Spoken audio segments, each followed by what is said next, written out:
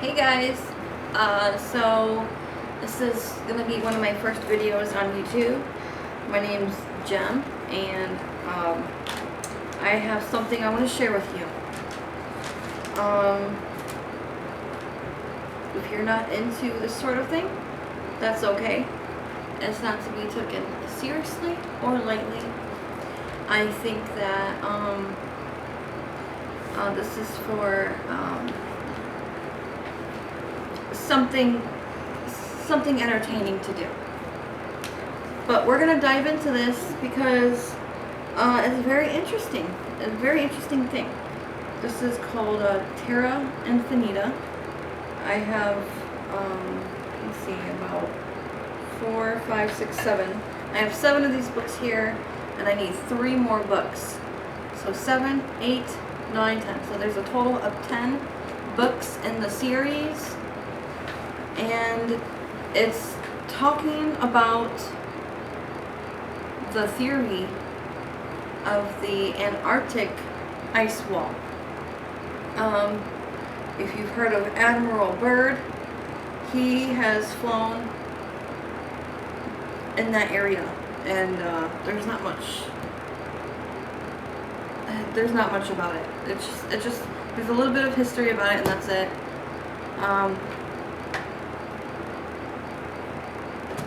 But that's all we can say. Anyhow, if you want to look these up, just type in Nos Confunden right here, and you can find these on Amazon. Okay, so I'm going to go ahead and read these, and I'm going to start right now.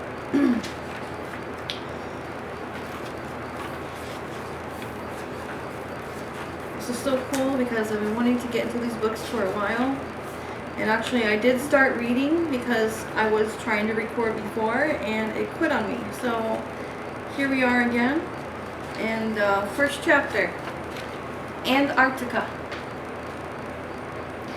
My name is William Morris, and the story that you are about to read, it is probably going to modify the current way of seeing the world. I know most of people will find it incredible, and believe me, even having experienced this adventure, having seen it with my own eyes and with all my senses, it was also incredible to myself. But the evidence is irrefutable for those who want to see it. In the moment, or in the memories, indelible, such evidence will be presented, and science will also change its perspective. Another path will be opened in the human mind forever. Also, sometimes I'll say some words wrong, and I'm sorry about that. I mess up my words a lot. Honestly, I'm not gonna lie. I haven't read a book in a long time since school, since like freshman year. So here we are. You know, it just takes a lot for me to get into a book, and I like real stuff.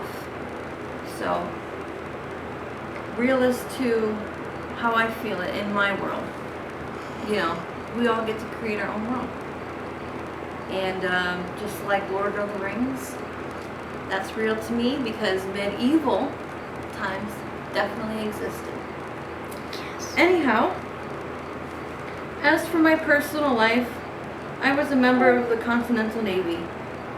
As the American Naval Force was called in the Revolutionary War, I was married to Lucy, and we were thinking of enlarging the family. But the war postponed every plan, as it usually does. With that plan, that probably feel cutting the roots of that shining tree that gives life to the garden, that immense pain that produces to move away from your loved one and go to hell itself. One peaceful night after the surrender of Saratoga, we were sailing through the northern Atlantic Ocean, rounding the islands on our way to Charleston Harbor. The full moon was the only light that illuminated our way, and during that night, thousands of stories and anecdotes arose among the boys over a little whiskey to calm the anxieties of a war. I think that says anecdotes. Anecdote. Amecdotes. Anyway,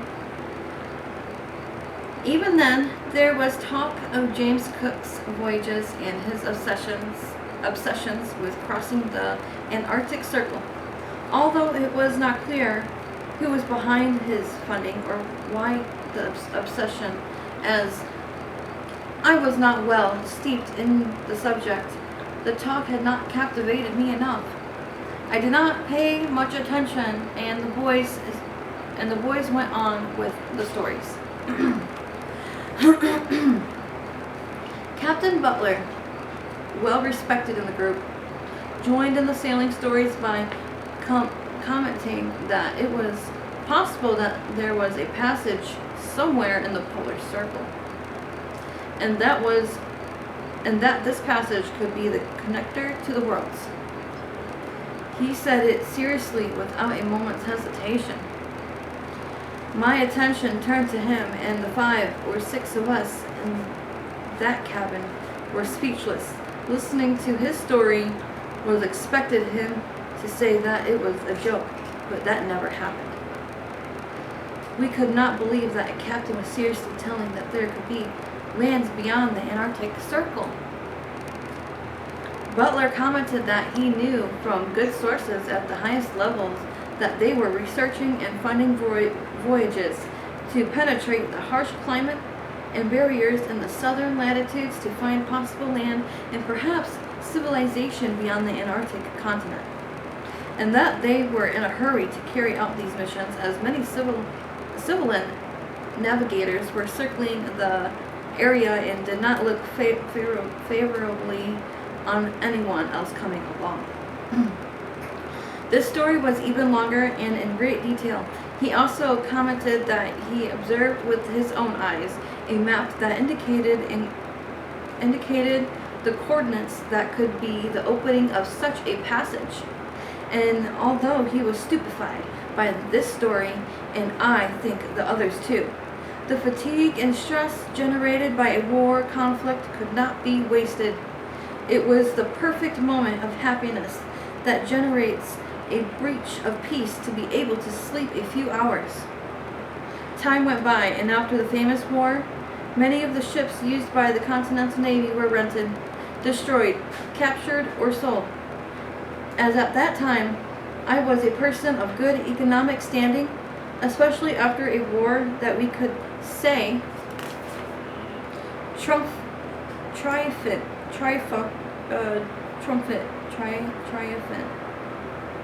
What's that word? Triumphant? If after a war can be called so. I hope I say that word right. Something like that. It's close enough. I'm sure someone could comment down below what that word is that I'm trying to say. Triumphant. Okay. I made an offer for one of them and managed to keep it.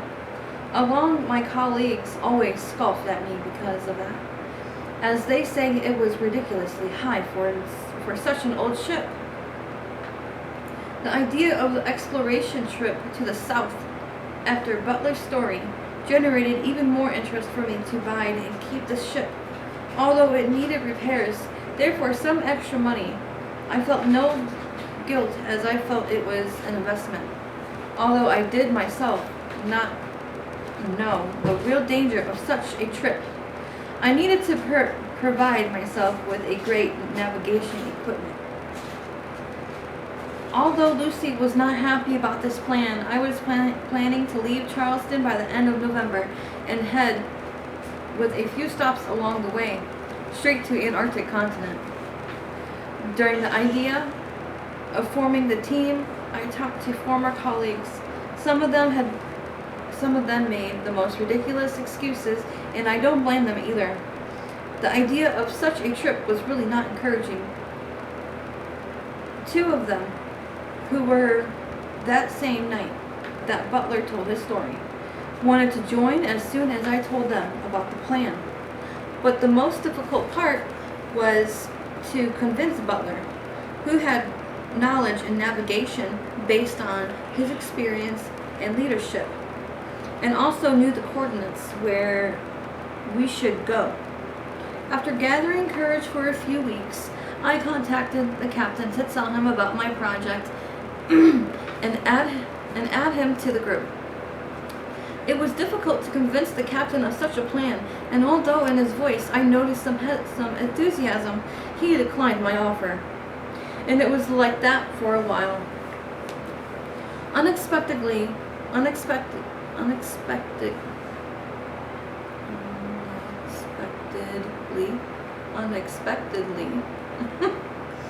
on the morning of October 11th, he showed up at my house with another companion named Fint. He had maps that I'd never seen and was full of documents that very few eyes had read.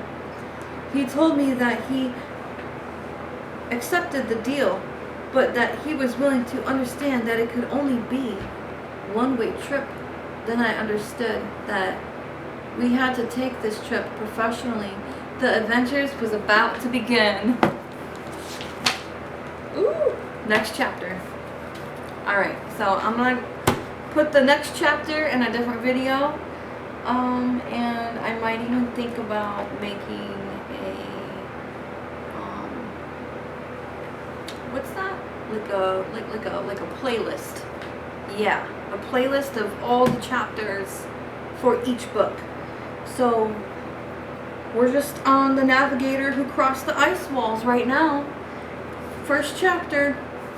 Now we're on second chapter in the next video.